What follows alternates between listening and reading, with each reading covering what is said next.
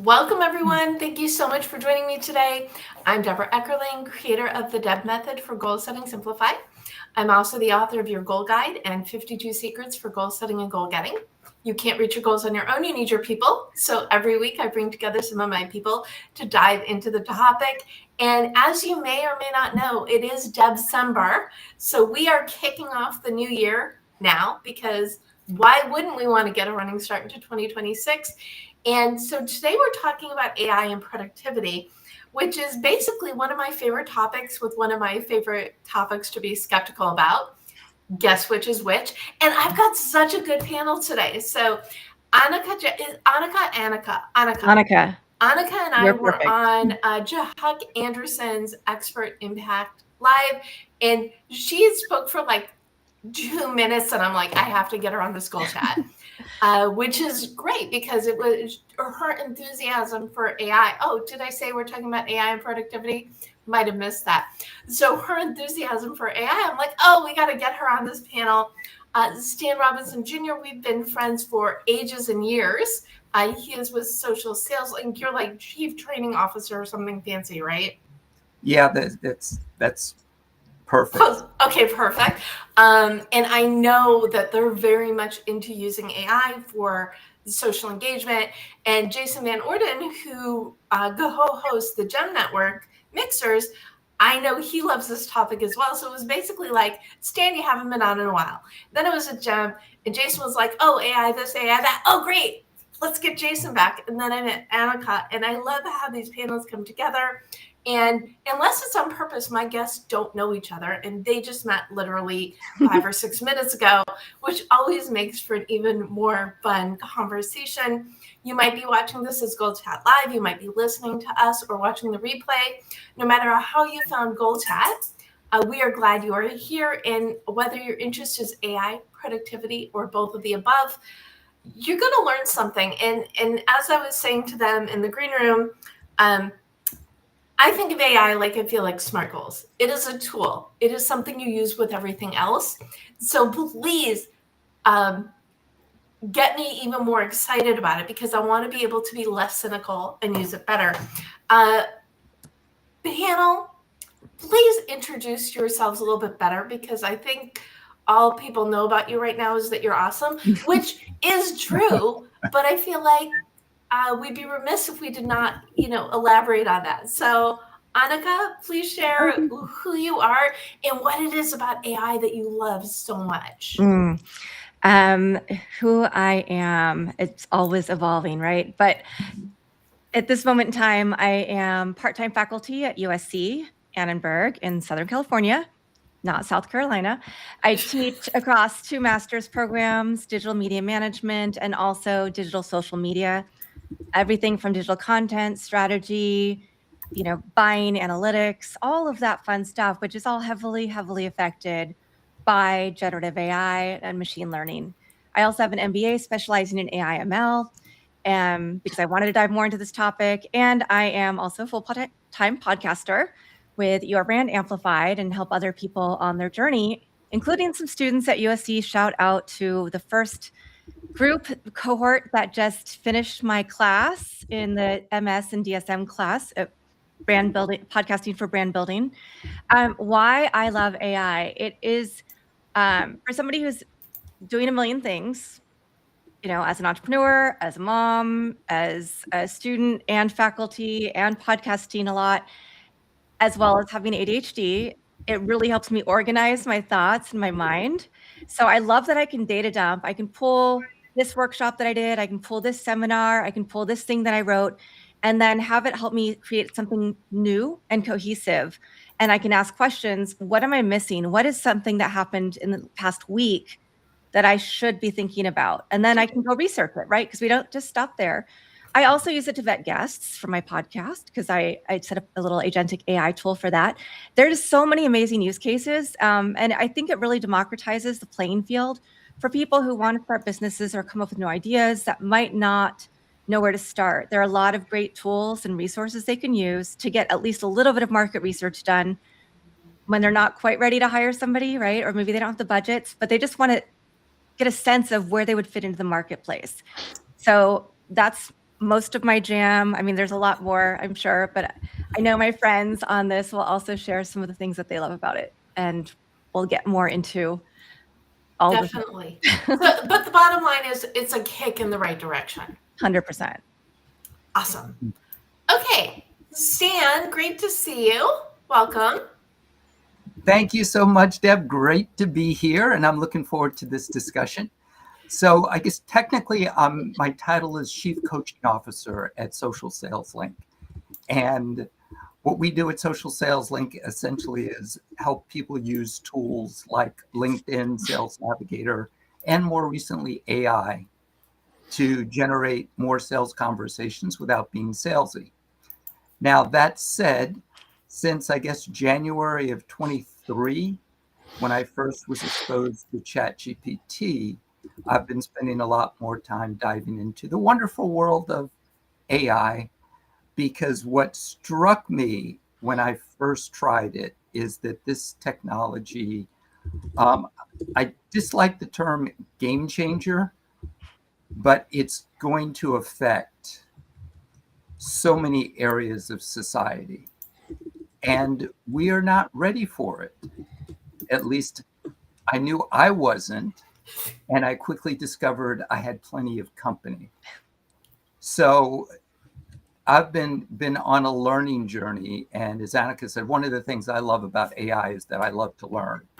And it is an amazing tool.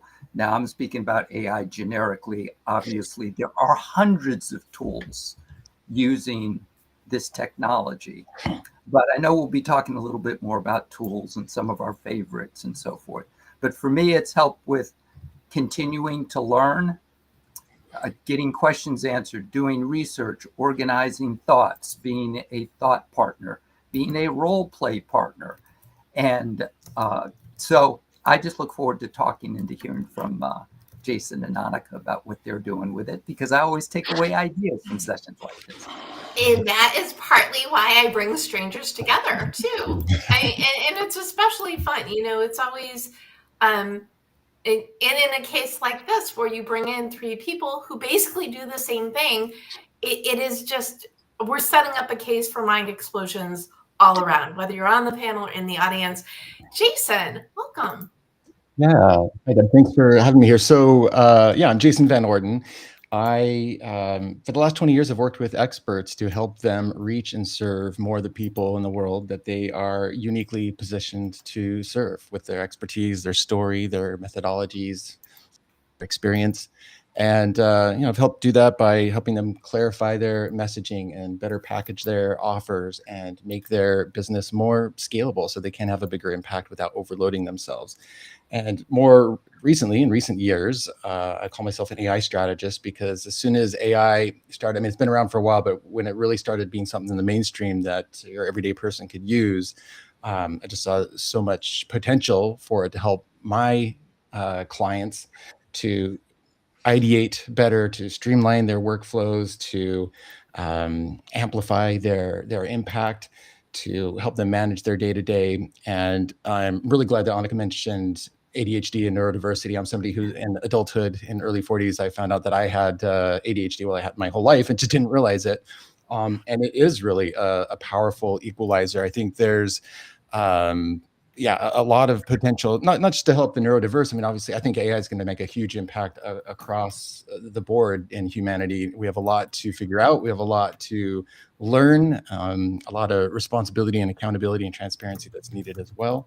But I'm just always fascinated by the options and the potential, and love experimenting and sharing what I find out as I go along. So that's what I love about AI. And I guess I help now my clients to create AI systems that know how to create in their voice, or familiar with their business, that know their frameworks and what they do, so that you don't have that thing where it feels like AI just drifts off and doesn't understand your business or loses track of what it's trying to help you with, and solve all those issues so that they can work better, faster, easier, and have that bigger impact. Awesome. Okay, so if I were to basically tie everything up in a pretty little bow, which I generally like to do, Anika loves it. It's the first step. Stan loves the education, and Jason loves the fact that it's like the great equalizer. But it's that, but so many other things. So am I on the right AI track? Is the train going in the right direction? Who said the word that they hated game changer? Me. Yeah, I am with you as well. Anytime I hear something buzzy, it makes me run in the other direction. But special sauce, game changer, whatever, down the route, whatever it is, because there is no magic potion. If you don't know the recipe, you can't use the magic potion, right? So what is the first thing people need to know about AI? Assuming everybody is me and is skeptical. Jason? Anika? Stan? Jump in. Okay, I think one place to start is people think it's just about prompt engineering. Yes, that's very important. But there are so many tools out there, and every day, if you listen to AI podcasts like I do, like the AI Daily Brief, they'll talk about the different tools and which LLM is better than the other ones, and at what point in time. But to me, choose one that you really love. So I don't really go on ChatGPT much. I do like the custom GPTs, and I dabble in that. But I really love Claude for the voice and the tone that's a little more human to me. But the best use case for me is I set up projects for every single thing I'm working on, whether it's somebody's podcast, whether it's my podcast, whether it's one of the courses I'm teaching, so that I can always refresh and update, and it'll always be in the same voice and tone. And I think that's something where people fall down upon. They just want to, it's garbage in, garbage out. LLMs are the sum of all that's available on the internet, pretty much. And a lot of that has inherent biases in it. It might not have factual information. So it's really important to really tailor it for what you need to use it for and make it work for you. And I think that's where people just sometimes go to it, put in a prompt, get information, and then copy paste, right? And that's why we see a lot of the sea of sameness. But there's so much more to it. But I think the best place to start is find an LLM that you like to work with, figure out how to personalize it, and make it work for you and your voice. It's almost like we tell people you don't have to be on all the social media, just choose the ones that speak to you. Definitely sounds like a good philosophy for playing with AI. Jason, what do you think? What's the starting point for you? Yeah, I think it's important to understand just a little bit about how AI thinks and works, because it can really be contradictory oxymoron in people's minds, because like, oh, it's trained on all this stuff all over the internet and knows everything and has access to all, right? And yet, if you're using it and not very careful about helping it really zero in on what you need, it's like jumping into this haystack and hoping you find something good, as opposed to somebody handing you the needle that you're looking for. And so if you imagine your AI as like it's working in an office and it's surrounded by all these papers and access to all this stuff, and then also as a desk workspace, and in a given thread, it really can only work with you on whatever it's got on its desk and in front of it. And so what a lot of people don't realize is like when those threads get really, really long and it starts, they're like, it's like it forgot what we're working on. It's because you've overflowed its desk and stuff is spilling off, and it's doing its best to kind of just like hold on to what seems most important. And so there's two things to take away there. Anika mentioned the word context. And so there's only so much context that it can hold in its mind in its mind at any given time in a thread. And that's where using things like projects really helps, because then you can give it this very carefully designed set of context that it's like, well, so always has access to what it needs for the task that you're working on. And the other side of that context thing is that often it's like delegating in a team. It's really easy to assume that it's going to read your mind, assume that it wants to know what the output you need the output to look like, or what process you want it to use for a given task. And a lot of times we forget to give it like the do's and the don'ts and what the ultimate goal is and what the purpose is, just like if you're delegating to a person. So if you can put the right things on its desk and delegate with the right context, and understand that you need to keep it constrained in that way, now that access to anything and everything can become this useful thing where you can get the needle out of the haystack rather than constantly swimming around in the hay and wondering like, what is going on here? Why can't I get this to work for me? I love this analogy of it's a needle in a haystack, but it's next to a bunch of haystacks. Yeah. Right? So definitely, I like the idea of you need to think of it as delegation tool and give it instructions, because if you don't, it can't read your mind, which, I mean, sometimes computers can, every now and then you do say something and then you see the ad. So there is a little bit of mind reading, but I guess not in this case. Is that pretty accurate? Okay, now I've just scared me and I have no idea what ads I'm going to get the rest of the day. Sorry, universe. I love you, robots. Stan, what do you think is the first step? Oh boy. The first step is realizing that since this is going to affect this is technology that's going to affect all of us. And there's not much I can add to what Anika and Jason said in terms of context and choosing the right tools. So if it's okay, I'm going to zoom out just a little bit. Zoom away. Kind of pulled me into this, because I mentioned that, we work with salespeople. I also serve on the local workforce development board for my county. And I co-facilitate a committee that's looking at how can we leverage AI for workforce development. Now, what that essentially means is how do we pull together employees, potential employers, educational institutions, and government resources to be able to help people find jobs and upskill for the future. And that is kind of like trying to boil the ocean. But we want to start to think about it because we know that this is a tsunami that is coming. And there's a gentleman named Ethan Mollick who talks about the jagged edge. He's a Wharton professor who writes a lot about AI. And he talks about the fact that AI is here, but it's affecting different segments of business and society differently. So some people have already been smacked in the face by AI.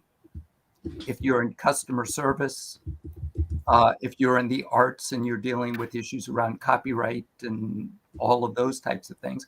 And then there are other professions who still say, oh, I have no interest in this. It's not going to affect me. But right. It will. If it has not already, it will. So just from the 30,000 foot standpoint, you at least want to become familiar enough with it to understand what it can do, what it can't do, and that this is the worst that this technology will ever be. Right now, the tools that we have to work with are the least capable that they will ever be. From here, they're only going to get better. Yeah. I was talking with someone about podcasting the other week, like podcasting in 2005 or earlier. It wasn't this. You needed special equipment and wires. I'm sure Anika could speak to this as well. You needed a lot of hoops to do anything, right? Which I guess is a really good way that you're putting it, Stan, because the hoops, there are more hoops now than there ever is going to be. As there's more familiarity, we'll be able to use the technology in better ways. And so we've got a haystacks, we've got boiling of oceans. Would you give me a metaphor too, Anika? I don't want you to feel left out. I didn't have a metaphor, but I did have a thought in that we have different goals than AI has, right? AI is ones and zeros, it's programmed, it does what we ask it to do. As humans, we have a goal for our business. And like a couple of you said, AI can't read our minds. So we have to be, that's why we have to put very specific tasks, and we have to know what tools to use that are going to be most effective, and not just LLMs, but a number of other tools beyond that. And so that's one thing I always try to direct my students particularly to, because a lot of them come into digital media and guess what? What I was teaching in 2022, 2023 is, I mean, there's some basis and foundation, right? But a lot of it has shifted. I can't talk about digital advertising and programmatic advertising without talking about AI. I can't talk about digital content direction without talking about how 57+% of content that's out there on the internet now has been touched by AI. So, it's here, it's not going anywhere. And we have to work with it hand in hand, but we have to know it is a tool for us to use to help us get fast to the place we want to get to faster. I'm going to feel old for a minute. So I went to journalism school in the 90s. Nothing I use today is anywhere near my education. And part of that is really cool. I got to live through analog to digital. I mean, I worked in publishing when we were still typesetting and making the transition over to digital. And now it's like mind-blowing that we used to do those sorts of things. The fact that everything is speeding up now is kind of ridiculous. So will the robots eventually take over? No, this is an actual question. Jason, do you want to answer first? I mean, there are a lot of really smart people who have different opinions on that matter, and I don't know that the robots are going to take over. However, all of our biases, thinking errors, and so forth, values as humans is what it gets programmed into, right? We need to be aware of that. And I do think that we really need to be thinking of the ethics, both in how we use it and then how they're trained. Right now there's a lot of just go fast, because it's the biggest opportunity in tech, and everyone's trying to stay ahead and make their money. But we definitely need to express, I think, as a collective, humanity, our desire to have transparency and careful thought as we move forward and how we're going to develop and train and use AI.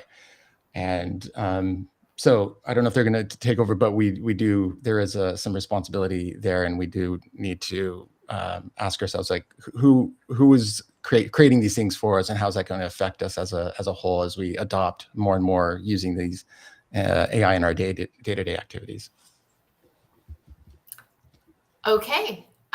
Stan, did you have something to add to this? Will the robots take over? I think at this point, it is still up to us. And that's one of the reasons why I'm excited about AI, in the sense that, oh, yes, it's a great productivity tool, but we also, as a public and as a society and as a country, and you could extend this to the world, have some very important decisions to make about, as Jason mentioned, who's driving this technology, how we as a public need to be reacting to this, hopefully from an informed point of view. So one of my missions, so to speak, is to help inform as many people about this technology as possible. I mentioned the Workforce Development Board. I also lead a discussion group at my church about faith, tech, and AI, and how to think about this technology from a biblical point of view.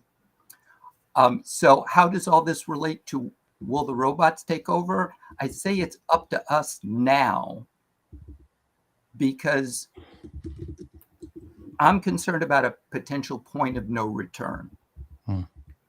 Sam Altman of OpenAI did an interview with Oprah Winfrey a couple of years ago, and she asked him, what scares you?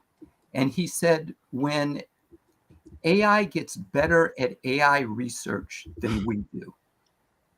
Now, I'm going to have to go back. I need to verify that quote, because I made a note of it, and Oprah didn't follow up with that. She didn't follow up and say, what exactly do you mean by that? Because what's happening right now is companies are talking about recursive self-improvement, which is a fancy way of saying these technologies are going to learn how to train themselves better and better and better, so that eventually they will be far more intelligent than us. And nobody knows exactly when that will happen and what will happen if we hit that scenario. So that's why I say, in short, right now, it's up to us whether the robots take over. Okay, this conversation just got really scary. Anika, anything to add to make me feel better? Yeah, I mean, there's so many tangents we can go down, but there are places like, I mean, this has nothing to do with marketing or sales, radiologists. There aren't enough people becoming radiologists. But in tests, in blind tests, AI is much better at computer vision and reading and finding out what's going on with somebody than doctors, and than doctors plus AI. So let that sink in. So it's going to fill jobs that do need to be filled in because there are not enough people who are interested in going to these professions. So that's a positive. The other positive is I work with a lot of people. Zipper AI is one of them. There's AI First Principles. There's superintelligence.com. All of these founders who are really entrenched in the AI world, some of them have been working on it since the 80s, who are really talking about empathetic AI. And how do we make sure that we know the truthfulness meter of different LLMs? How do we know that, how can we work hand in hand? Because we are going to get to a point where, I mean, for me, it is a thinking partner for a few things, right? So how do we get to a point where it's there's mutual respect and understanding? Because I think one of our things, I don't know that we'll be able to get AI to a place that it's completely empathetic and acts as human as we are, right? You mentioned podcasts and journalism's changed so much. Well, there are companies now that are putting AI podcasts out, 3,000 a week, and it's AI slop, and they're not vetting them. They're just letting them go. And it might supposed to be talked about Sydney, Australia, and it talks about Sydney Sweeney instead, and all kinds of things. And I don't, I'm not afraid of my job being gone with what I'm teaching and with podcasting, because the human to human connection that we get when we have these conversations is so important. And the fact that I can have students who don't understand and are fearful of AI, but then I show them, here are some ways that you can use it to help. And you're going to need these. If you're going into digital media, digital marketing, any of these areas, you have to have a great understanding of not just how to use ChatGPT, but also like what are tools that can be helpful? What are some marketing tools? And there are empathetic marketing tools built in AI as well. There are a lot of companies who are really looking at that and trying to make sure that we are walking hand in hand, or that we're training it, like y'all said, to be leading with empathy and not just all of the inherent biases of the victor writes history, right? And sometimes the victor changes history depending on who's in office and a whole bunch of other things. And so it is up to us. And that's something I really impart on them as well, is that, yeah, there are biases. Honestly, the way that data is labeled done, by people in Nigeria who are not being paid a lot, in Kenya and other countries, and who get PTSD from making sure that we're not seeing the bad stuff. So there's a lot of ethical considerations, and that's why we need to be the champions. We need to help make sure other people are willing to stand up for what's right, that we're going to be the ones that make changes, and that we can make sure that the data that we're inputting is solid and that it's truthful. I don't know if that gave you inspiration or not, but I do. Okay, so this is what's going through my head. So I am Goal Girl, author of books on goals, but my business is helping people write book proposals. And the thing that gives me the heebie-jeebies is people and I hear this at least once a week, oh, I'm using AI to write my book. And I just want to, well, first of all, it is my understanding that in contracts now, publishers, you need to say that it is your authentic and not AI, which is really good. But there are a lot of people who self-publish who think that they could do whatever they want with this information. So in the publishing world, it is like, very pull my hair out information. That being said, there are certain sections of the book proposal, like when you're doing your audience research and your comps, you can input and you can ask it, but the user needs to know that it's a starting point. And I think that's the big difference, is knowing that AI is a starting point and it's not material that you can copy, paste, and send on your way. And that's, I think, where the critical thinking piece goes into it. Thoughts? Yeah, I have a client who had been working on a book for, this is kind of a career, her first book. It's kind of a career defining type, it's years of experience she wanted to bring together into this book. And she'd been working on it on and off for years, kept banging her head against the wall and hitting dead ends at times, as authors do. And earlier at the beginning of the year, I finally, I went to her, I said, well, would you consider using AI to help you with this process? Not to write it for you, but to act as a thinking partner. And she's an artist, so she was skeptical. As you can imagine, a lot of artists are when it comes to tech, but she's like, I'll give it a go. And so going back to that context thing, like we brought together a bunch of her materials and her articles, and and I did an analysis of her voice so that it understood that. And we told it a lot about what she values and what the purpose of the book, give it very thorough information. 3 months later, she had a book proposal in and a deal with Bloomsbury. So, this is something this wasn't happening until AI helped it. Now, the way I like how she describes it in the case study I put together, she said, if it's like all my ideas sometimes are like looking at the sky full of just stars, and I'm kind of like dazzled by all the possibilities of what's there. But when I'm working with AI, sometimes I can say like, okay, well, what about this or that, or kind of bring it, and then it'll like draw a few pictures, and then somebody be like, oh, that's the constellation I was looking for. Awesome.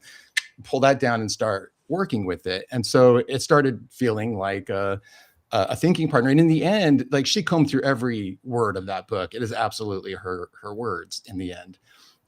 But it helped her find redundancies. It helped her find gaps. It helped her research, things to bring in to give it more rigor in the right places. So it was invaluable, not only in getting it done, but I think she would say in making it much better than it otherwise would have been.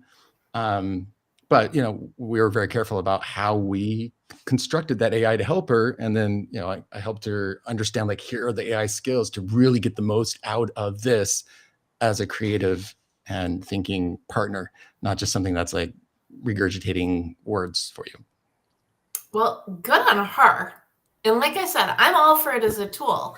It's when people rely on it as the be all end all that I get the creepy crawlies, heebie-jeebies, whatever metaphor I choose to use.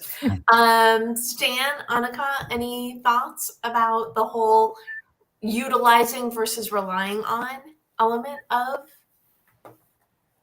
Okay, we got some nodding. Those who are listening, they're engaged. They're just nodding. Yes, I think we're being polite to each other. It happens. So one thing I do, I keep going back to my students, but this is also something I think with even podcasting, right? We can use AI tools to streamline our processes, to create show notes and captions, but we still have to go back and make sure that they're correct. We can't just rely on it. With my students, I encourage them to use different AI tools. And I do encourage them to put it through a Grammarly or a chat or whatever, just to check for the grammar, the syntax, right? Punctuation, all of those things. But I ask them to put that in the references and tell me their exact prompts. So that way, if I have a question, I can have them pull it up so I can review, right? And I want to make sure that they're still using it with critical thinking. It's not writing everything for them. And that is a distinction. And that's actually going through, and I forget what the name of it, there's a graphic novel that was written with AI. It was a woman's original thoughts, but all the images were from AI. And it was released and it was doing really well, but then they found that she only owned the thoughts, she owned the writing because that was her original thought, but all of the characters were created in AI. And so she doesn't own those. So you can't just copyright things. And that's, I think, a big area of concern for people who are authors or writers. You can put out AI material all you want, but it probably will come back to bite you. So it's because, you could have lots of parts of your work that are derivative. So it's really important to take all of that into consideration. And Jason's use case, that is like primo. Like that's how we want to see people use it. Help get all of our stars into a constellation. And that's, I mean, I never thought about it that way, but that's probably the way that I would look at it for myself.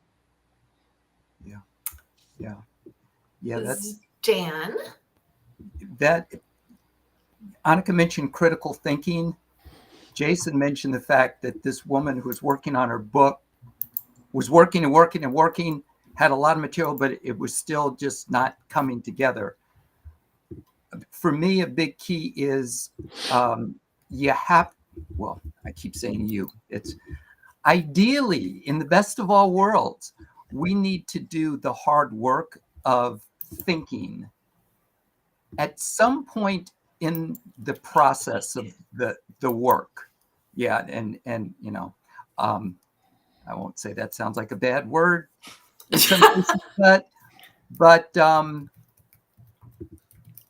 it occurs to me that, Jason, with your client, she'd already done the hard work. She used AI to bring her, which she'd already worked on together. And I would guess she probably couldn't have figured out how to do that without your help. In other words, if you just told her, hey, go try using AI to do it, Right.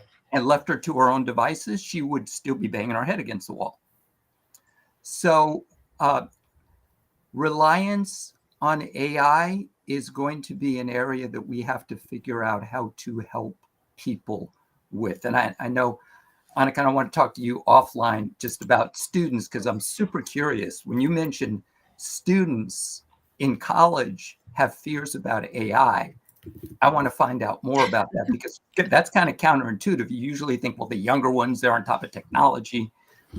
But AI is a little bit different, I think. And the last thing that I'll mention is that one of the things that I think makes AI different from other technologies is that it is a form of intelligence. And what's happening is the cost of intelligence is getting lower and lower and lower with these tools, because they're able to do things artificially that mimic what we do as humans very, very well. So in answer to your question directly, Deb, we all have to learn not to over rely on AI, because I can take us down rabbit holes. We love a good rabbit hole. Okay, so AI requires critical thinking, navigating, and utilizing tools. And that's what makes it a human interface rather than letting it create it. It's like, remember War Games? Oh my goodness, the movie War Games, how the computer taught itself. Matthew Broderick. Yeah. Right. So we need to avoid that and enable the human interaction to keep us all safe from the robots, as it were, taking over.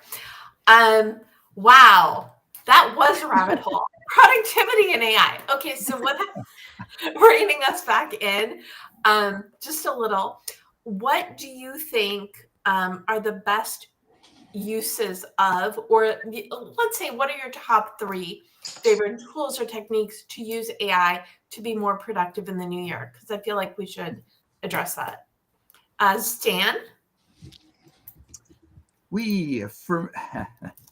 For me, research, it's a phenomenal tool for learning new material. I'll mention a tool at the end, Deb, because I know you give us some goals. So you're gonna wait on that one. Okay, it's for research. It's for learning. Research and learning, huge. And I'll mention role play, because that one doesn't come up a lot. If you're walking into a certain scenario, it could be an interview, it could be a sales discovery call, it could be, we're talking about a human-to-human interaction that you want to be as prepared for as possible. So you want to have done your research beforehand. And you can, as everyone's mentioned, give the AI tool some context about the situation that you're walking into, even the people that you're going to be talking with, if you already have that information, and say, okay, interview me, talk to me as if I'm having this job interview, sales call, PhD, dissertation defense, whatever the case may be. and just role play with it. And the good news is you can do it either via text or you can just talk to it, use the voice interface, and have it answer you back. Interesting. Okay, I think I can actually get on board with that. Jason, what about you? What are your 3 favorite uses of AI for productivity? Yeah, I mean, earlier we were talking about ADHD and neurodiversity, and you know, for those with neurodiversity, using your limited cognitive energy wisely is really, really important, because it's easy for people with ADHD and other neurodiversity to burn through that very quickly throughout the day. And so a couple concrete things, I get things out of my head for one. Like, I love going for a walk. If there's any time I need to ideate or strategize or just, get, noise out of my head, I'll go for a walk. I'll turn on the dictation thing and I'll just talk and talk and talk and talk and talk and talk and talk.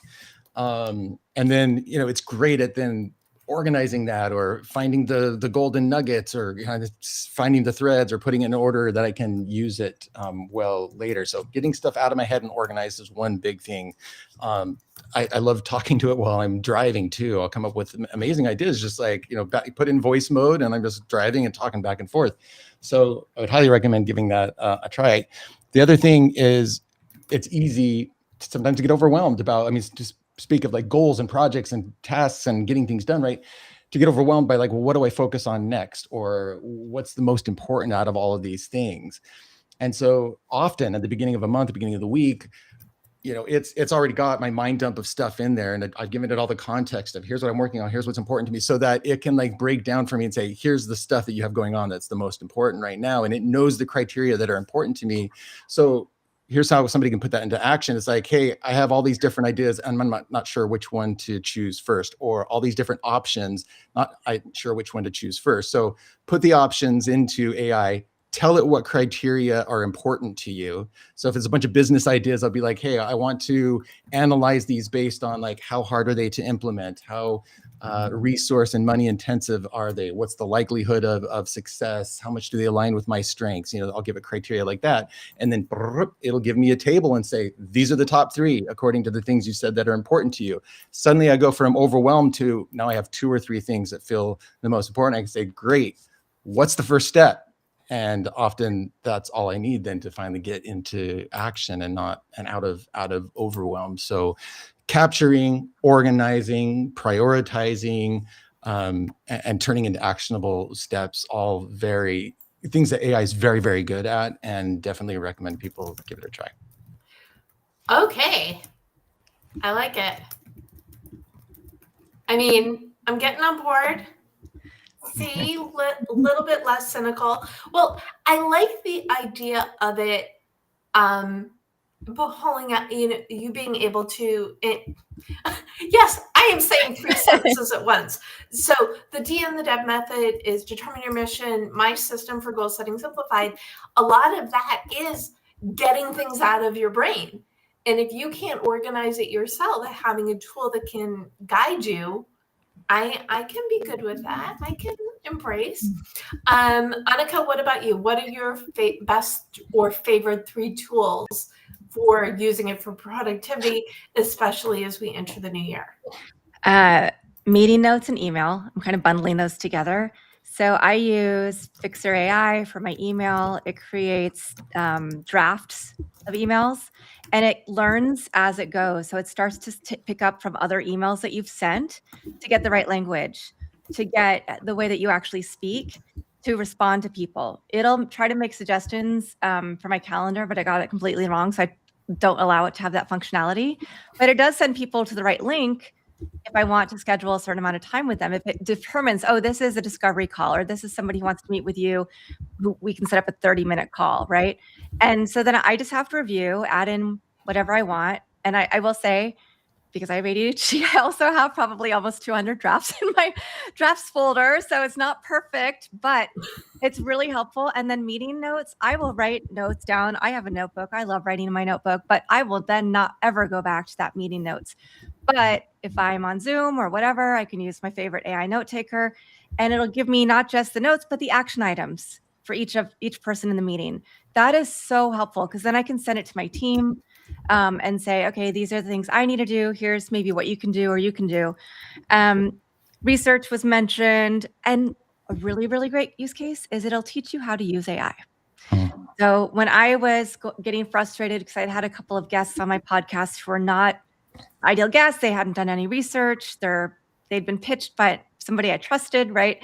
And they get on and they don't know anything about my audience, they don't know what we're talking about, or they give really short answers, which is not, I want like to have really great, fun conversations. We get into it. And we go on tangents and rabbit holes all over the place. So I just put in, I'm really frustrated. This is my podcast. These are the kind of people I'm looking for. Help me create a rating system. Okay, great. And then I was also taking lessons in how to create my own agents. So then let's talk about some different scenarios for how I can do this. What APIs would I need? What's going to be the easiest process? And it's not always the easiest process, but AI is really good at teaching you how to use AI in the best ways possible. And so that was really cool. And then custom chats, like I am in an ADHD business coaching group because I mean, obviously, right? I need somebody to hold me accountable for all the things I want to do. And the founder, Skye Watterson, has created all these different custom GPTs for us to use so that we can make sure we're really prioritizing what we need to for that week, that we're mapping everything back to our 1 month, 2 month, 3 month goals for our businesses and really keeping us on track. And so that's been a game changer as well. Okay, and I like the idea of that you can ask AI how to use AI. You can say to AI, I need a better way to do this. What is your recommendation? What I do, so I do a monthly meetup. So because I started getting a lot of total strangers who want to be in my show, and I'm like, well, I bring friends together, want to be my friend, you have to show up at the mixer. So I guess that's very old schooly, right? But I could see the benefit to going through AI and say, do you think this person would be a fit for my show before even inviting them to come to a mixer? So I'm trying to embrace. Okay, this is very interesting conversation. What I would love for you all to do now is to gift a goal, because we've given a lot, and by we I mean you guys have given a lot of really good, juicy information. What is one thing that they could do today, tomorrow, immediately to start using AI to make their lives better, more productive, more efficient? And Stan, I'm going to pick on you first because I want to. What goal are you gifting? If you have not already tried a tool called Notebook LM from Google, try it. It's Notebook Alum? Notebook LM. LM. Yeah, that makes more sense. And I forget the URL, but if you Google Notebook LM, it'll come up, because I think it's like either google.notebooklm.com or notebooklm.google.com. One of those will get you there. Okay, then. And what will this do? So it was kind of the sleeper product of we're already through 2025 now, 2024, I think. But what it allows you to do is load documents, PDFs, videos, text into the model, and then query or ask questions about the model, from the model rather, about all the information that you've uploaded. And you say, well, what's cool about that? Well, most people have heard of hallucinations, which is where the models kind of confabulate information and make things up that sound really, really good, but they're totally wrong. But when you've uploaded information that serves as a kind of a database for Notebook LM, it's only going to pull from that information. So that's fine. But what's really nice is that you can upload presentations, videos, etc., and you can ask for an audio overview. And essentially, Notebook LM will put together a conversation that sounds like a podcast of two people talking about all of the materials that you just uploaded in a 10-minute conversation. So you're creating Cliff's Notes. You can create audio cliff notes. You can ask it to create a video for you. You can ask it to turn it into a presentation for you. You can ask it to quiz you on it, or to create flashcards on it if you're trying to learn something. So lots of different applications. It's a tool that if someone hasn't tried it, especially like students or anyone that's trying to learn something new, or that deals with huge volumes of information, and it's like, I just need to get this in a form that I can deal with and not be limited to a text summary, but also get an audio summary or a video summary if you're visual. Interesting. Okay.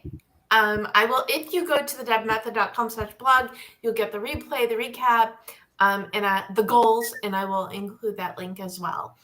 Anika, what goal are you gifting today? Oh boy.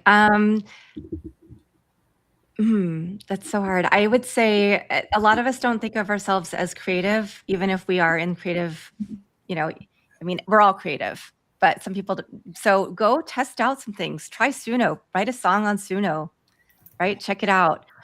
Go to Sora or VO3 and just test out one or two things where you can create a little video, make a little thing for your kid or your family for the holidays, right? Just try it. You don't have to necessarily fall in love with it, but just see what the capabilities are so that you can be part of the conversation. And I would also say, maybe this is not the time to say this, but I have a digital clone, my Delphi, and she talks like me, and you can have a conversation with her over text or voice. And that's one thing I think more people should start using, because it's a great way. Like, it has, so all my knowledge, like almost 4 million words program. So maybe not like my personal stuff, but right, like business stuff. So you can go to it and ask questions. You don't have to just schedule a call. If you're like not sure what you want to do, you just want to like get some advice, you can use that. And I think it's a great way for all of us to start lending our expertise to people, letting them kind of peruse our the database in our heads without having to get on conversations or, feel like they're going to jump on something and be sold to, or whatever the case may be. I mean, I have somebody who uses it kind of like her personal chat GPT, which is not what I would recommend using things like that for, but just go out there and see what's out there. Try a couple things. There's no harm in doing that. Okay. So clone yourself. Now, what would be really interesting about this clone is then you could talk to yourself. Now that I could really You can. I can get on board with, is talking to myself and seeing if we come up with different things. That feels like something I should record and share. Anyway, Jason, goal? Yeah, so maybe a theme people have noticed in what I've mentioned here is it's really important to give the right context to the AI you're using and let it know what is important to you, what you're trying to accomplish and how you would like to do that, or within what constraints. And so I recommend that everybody go for a walk, or I guess if it's too cold where you're at, it's pretty cold today here in New York City, but go for a walk, get on the treadmill, whatever, and spend a half hour or so just talking into, and in fact, you can bring up your notes app or something and just dictate into that at first, if you don't want to go straight into the AI app at first, but just talk about like, hey, this is what's important to me. This is what I'm trying to accomplish. This is what's on my mind lately. This is the things that keep getting in my way. And just talk and give that context so that then you can put that into AI, tell it to organize it. And now you have a document that you can attach, if you want to get fancy, you can try putting in a project or a custom GPT, or just attach it to a thread that immediately gives it a snapshot of your brain and what matters to you, so that it feels a lot more aligned with what you're trying to do. And we're joking about talking to yourself, but I feel like, I essentially have a digital strategist that I talk to daily that is like talking to my own brain, except for it's got a bunch of stuff that I don't have to keep in this brain. It's a digital version of my brain. And it's just so nice to know that I can interface with that and trust what it's going to reflect back to me, because it's got all of that information about me and my strengths and how I operate and my values and so forth. So just spend a half an hour capturing that and see if it doesn't make things a lot more useful for you when you use AI in the new year. Okay, I like it. And actually, ramping up to the new year, you could say, these are my priorities for the new year. These are my goals. How do you recommend I have a productive year? And it's going to tell you if you talk enough that they get you, right? That's the whole point, is not just to say, okay, AI, fix this. Say, AI, this is who I am. This is where I'm at. This is what I'm creating. What recommendations do you have so I can be more productive in the new year? Except take longer than that to explain it and see what comes up. Am I on board? Did I get it? Mm-hmm. Okay, they're nodding. Those of you listening Absolutely. to GoalChat, I've gotten the greenish light and/or thumbs up. This has been a little scary, but a lot enlightening. Friends, where can people learn more about each of you? Anika? Yourbrandamplified.com is a great source of truth. Or LinkedIn. LinkedIn, in my featured section, I have all the things. So I love connecting with people on LinkedIn, having real conversations, not just sending people to my website that may or may not have everything updated. So. Okay then, and so if you go to the debmethod.com/blog, not only will you get the highlights, I will share everybody's website and LinkedIn link so you can connect with all of us. So great. Stan, where can people learn more about you? LinkedIn's the best place. I'm Stan Robinson on LinkedIn and spend a fair amount of time there. So love to connect with you on LinkedIn. Excellent. And Jason? Yeah, so to get the latest stuff for me, sign up for my newsletter at jasonvanorden.com. That's where I share the latest stuff and free resources and things. My website also really needs an update, so you're not going to find as much right there on the site, but the newsletter, absolutely. And then LinkedIn is a good place to connect with me. I post content there now and again, and enjoy a good DM conversation. So reach out to me there. Excellent. And as I said before, I am at the Deb Method everywhere. You can go to thedebmethod.com/plug. You can learn more about how I help authors, experts, or would be, right, authors, experts at thebookproposalexpert.com. And if you need a little bit of extra help at Kick to Your Goals, you can grab a copy of your goal guide and/or 52 secrets for goal setting and goal getting at your favorite place to buy books. And of course, you can tune in. I am live every Monday at 4 p.m. Pacific on Facebook, LinkedIn, and YouTube. And you can subscribe to GoalChat, which is on the Marketing Podcast Network, at your favorite place to listen to podcasts. And I do like the idea of using the AI tools to find podcasts to be on, but also to vet people for yours. So I will give that as a me goal, to be using it more for getting your voice out. I love the idea of using the electronic medium to find places to put your actual voice. Yeah. So, and I am creating a couple of custom GPTs for people to use to that. So I'll talk to you about it because you can be a tester. Oh, fun. Yeah. Excellent.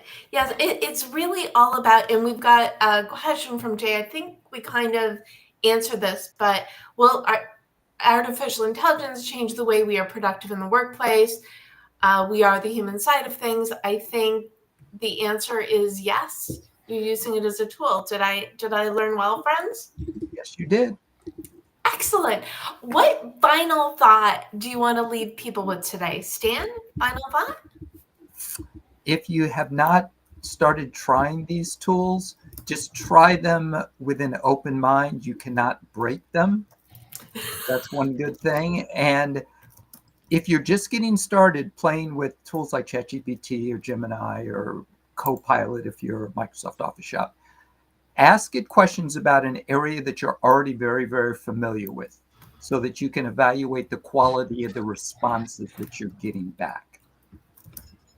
Ooh, okay, that's interesting. I like that. So you can basically, you're beta testing it and you're using your brain to verify Yes, because then if it's an area you're familiar with, you also know what the best questions are to ask.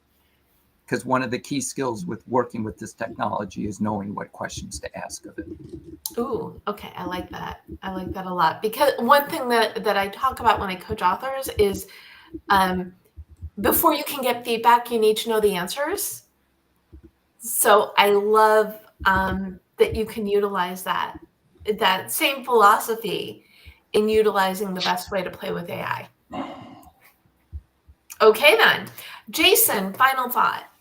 Yeah, I mean, give these things a try. I mean, I know there's a lot of stigmas out there. There's a lot of, some fear mongering as well. There are definite concerns to be had, but there's a lot of good that can come from using AI. And I do think that we're going to be able to solve a lot of issues. And you can be one of the people who's using it to put good out in the world. And just because you're using AI does not mean that you are creating slop, that just become one of the stigmatized things. So learn to use it well and be one of the people that really brings extra value to the world using AI as a conduit, as an amplifier.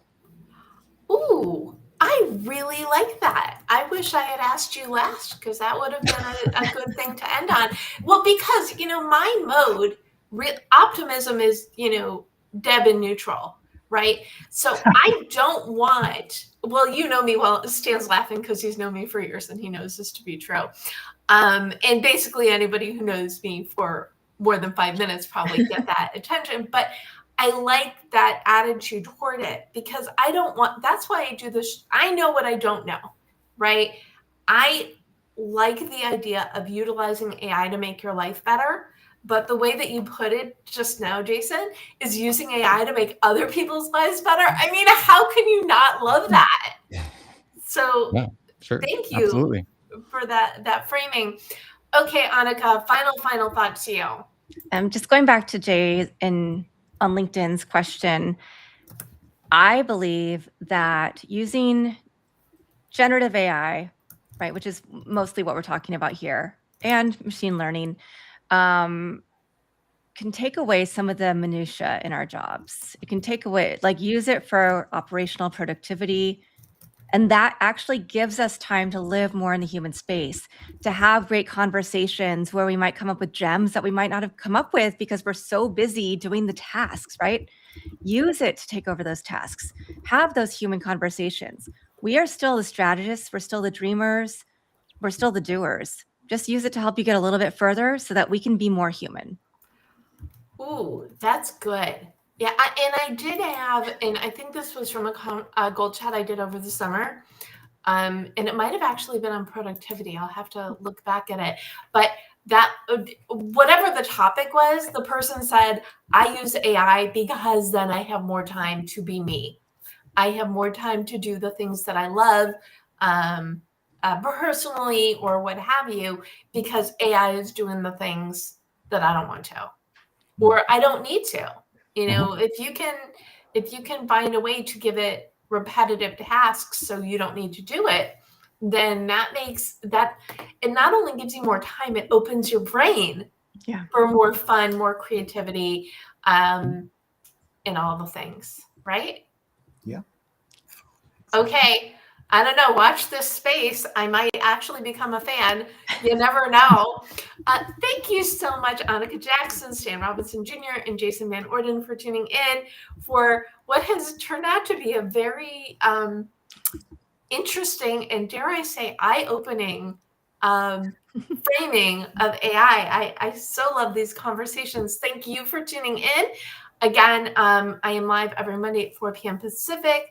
And you can follow me at The Deb Method, subscribe on YouTube, and also subscribe subscribe to GoalChat on your favorite podcast platform.